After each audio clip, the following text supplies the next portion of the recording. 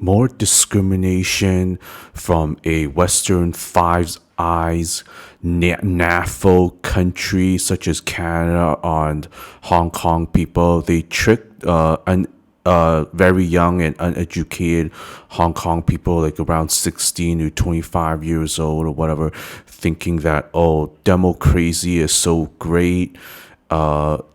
Western Anglo-Saxon countries are here to help you. People keep protesting and destroying your own home while we clap and watch in 2019. Okay, let's check out how things are going for these Hong Kong people and whatever people around the world going to Canada, in particular province of British Columbia, Canada. Let's check over here. Let's check how it goes for Hong Kong people when they try and be part of society, get wallet-sized government-issued photo ID such as a driver's license, get a car, drive to school or drive the children to school, or get to a job, be part of society, like how Canada told these Hong Kong people, saying that they'll be helped and how they're being oppressed and whatever. Come to Canada and all these problems will be solved. Okay, let's check what it says over here now.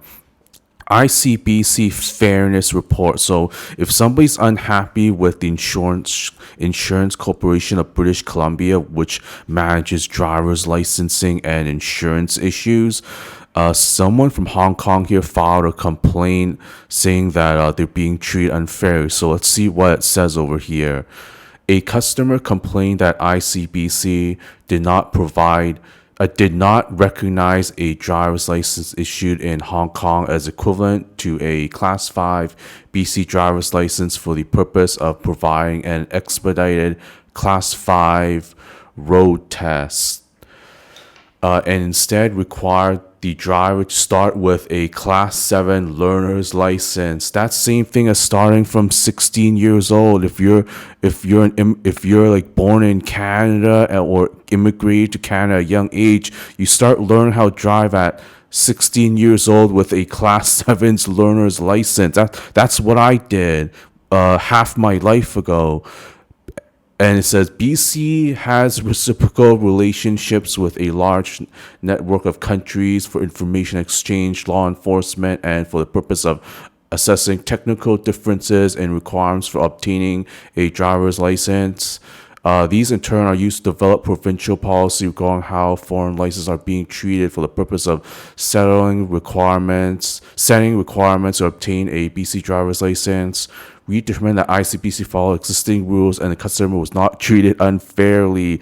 Oh, it's fair to discriminate against these people who are being oppressed by the government of China, government of Hong Kong, or whatever.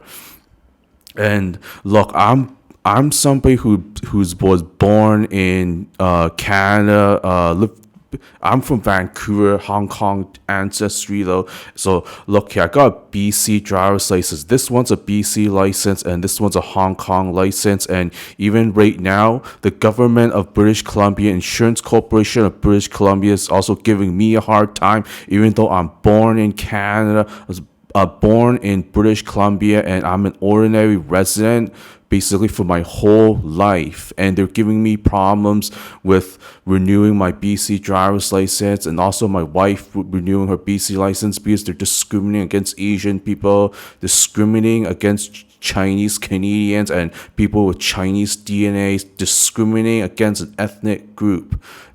They said, oh, I got a digital license. Oh, you can't have more than one license. Oh, you're not an ordinary resident. They don't even follow their own common law definition of ordinary resident. I'll get into that into a different video, but this just relates to it.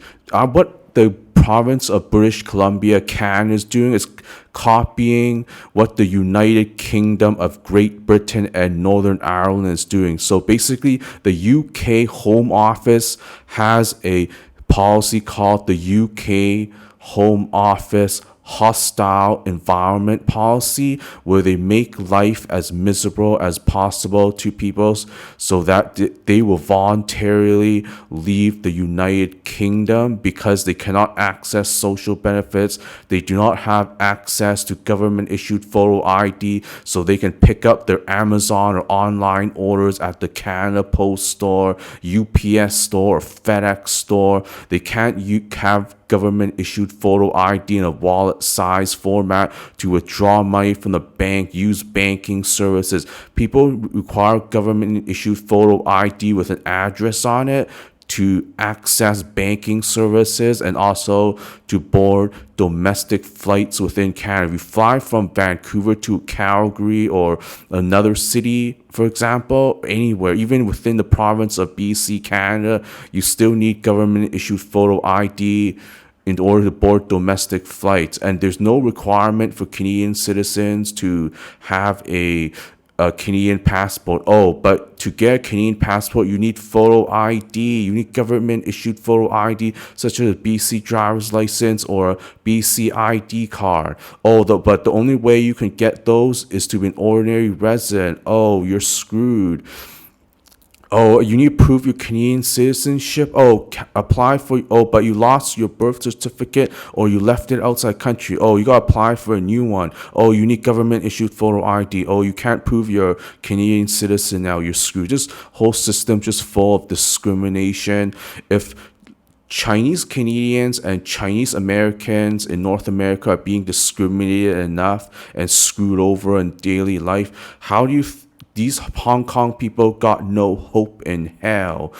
People in Hong Kong are just being treated as same as mainland Chinese citizens. So Western countries were saying, oh, our problem is with the government of China or government of Hong Kong, not against Chinese people or Hong Kong people. But look at it now. Hong Kong people are treating exactly the same thing as quote unquote CCP spies from mainland China, communists. Oh, Hong Kong people are now communist Chinese people. Oh, it's going to take you 200 days or over a year to get a student visa or to take advantage of one of these immigration channels to move to Canada or whatever. And oh, look at how hard it is to get a driver's license now. And they're doing it to everybody, including the domestic Chinese people in Canada and the USA.